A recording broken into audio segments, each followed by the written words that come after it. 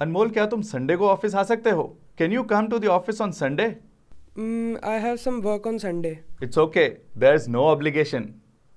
There is no obligation का मतलब है कि कोई मजबूरी नहीं है।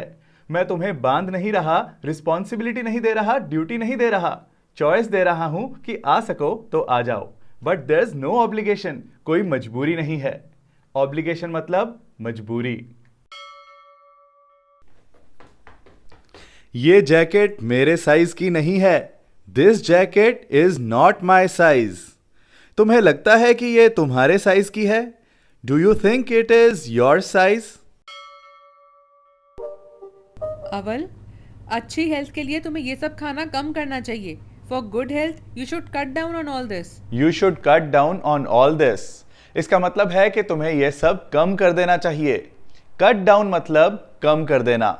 हमें अपना खर्चा कम कर देना चाहिए। We should cut down on our expenses.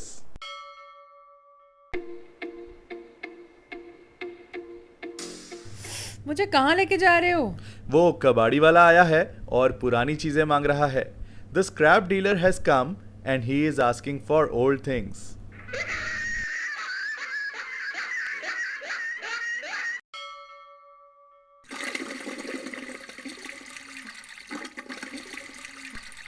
हाँ, मैं वही हूँ जो रुकी हुई नाली क्लियर करने के लिए यूज करते हैं। आपको पता है मुझे इंग्लिश में क्या बोलते हैं? मैं हूँ plunger.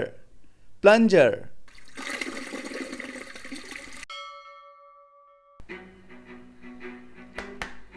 What happened? The remote isn't working. Maybe the batteries have run down. Maybe the batteries have run down. इसका मतलब है कि शायद बैटरीज खत्म हो गई हैं, बैटरीज एग्जॉस्ट हो गई हैं। रन डाउन मतलब पावर कम हो जाना, पावर खत्म हो जाना। दोस्त, क्या तुम टाइगर हो? Are you a tiger?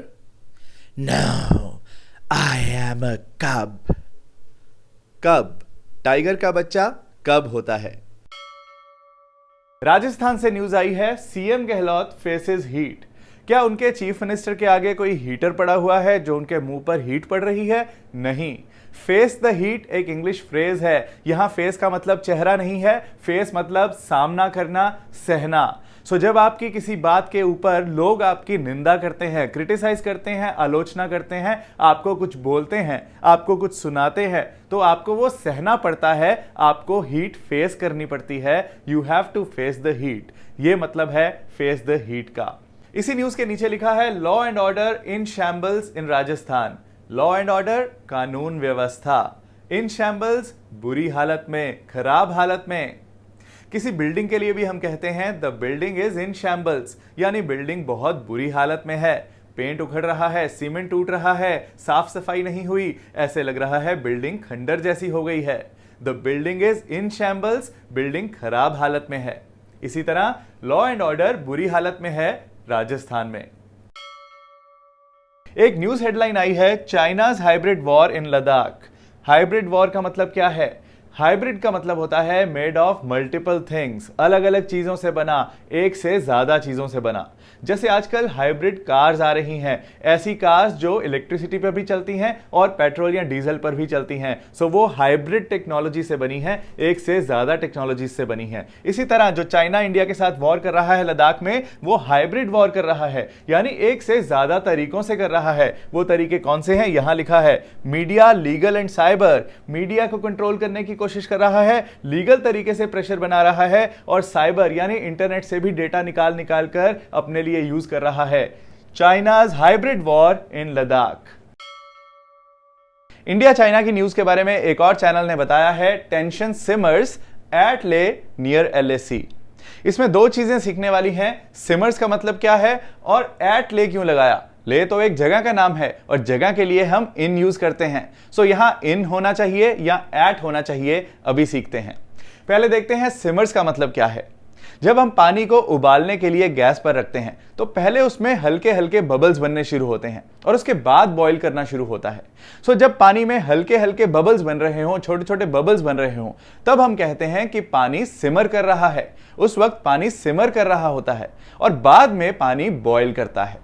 So boil होने से पहले पानी सिमर करता है हल्के बबल्स के साथ। इसी तरह इंडिया चाइना के बीच टेंशन उभर रही है, गर्मा रही है। अब देखते हैं कि एट ले क्यों लगाया। ले तो एक जगह का नाम है, तो इन ले क्यों नहीं लगाया? क्योंकि इस पूरी न्यूज को देखो, एट ले near LAC। LAC is line of actual control, India China का बॉर्डर। सो ले में इंडिया चाइना के बॉर्डर के पास ये टेंशन सिमर हो रही है और कहीं जगह नहीं। सो पूरे ले की बात नहीं हो रही, इसलिए हम इन ले नहीं लगा रहे। एक पॉइंट की बात हो रही है, एक स्पेसिफिक जगह की बात हो रही है, उसके लिए हम एट यूज करते हैं। सो एट ले नियर LAC, ये पूरी बात पढ़ी जानी चाहिए। रिजर्व बैंक ऑफ इंडिया की लेटेस्ट मॉनेटरी पॉलिसी के बारे में एक न्यूज चैनल ने कहा है स्टेटस क्वो पॉलिसी। स्टेटस क्वो का मतलब क्या है? एक इजी एग्जांपल से समझाता हूं, बहुत इंपॉर्टेंट वर्ड है, ध्यान से सुनना। मान लो आप ऑनलाइन ट्रेन की टिकट बुक कराते हो और आपको टिकट मिलती है वेटिंग में, कंफर्म्ड नहीं मिलती। सो आप थोड़ी देर के बाद फिर से चेक करते हो क्या सीट कंफर्म हुई। आप देखते हो कि अभी भी कंफर्म नहीं है, अभी भी वेटिंग में चल रही है। यानी जो स्टेटस पहले था अभी भी वही चल रहा है, कुछ बदलाव नहीं हुआ उसमें। पहले भी वेटिंग थी, अभी भी वेटिंग है। तो आप सामने वाले को बताते हो कि अभी भी स्टेटस क्वो है, यानी वही स्टेटस है जो पहले था। स्टेटस क्वो पॉलिसी मतलब आरबीआई की ये जो मॉनेटरी पॉलिसी है, जो पहले चली आ रही थी, अभी भी वही चलेगी, कोई चेंज नहीं किया गया है, कोई बदलाव नहीं किया गया है। स्टेटस क्वो पॉलिसी। तुम थके हुए दिखाई दे रहे हो, इसकी इंग्लिश क्या होगी? यू आर लुकिंग टायर्ड या यू लुक टायर्ड? मैं बताता हूं। जब आपको कहना हो तुम देख रहे हो, यानी तुम देख रहे हो, तो इसकी इंग्लिश होगी यू आर लुकिंग। वो मेरी तरफ देख रहा है, he is looking at me.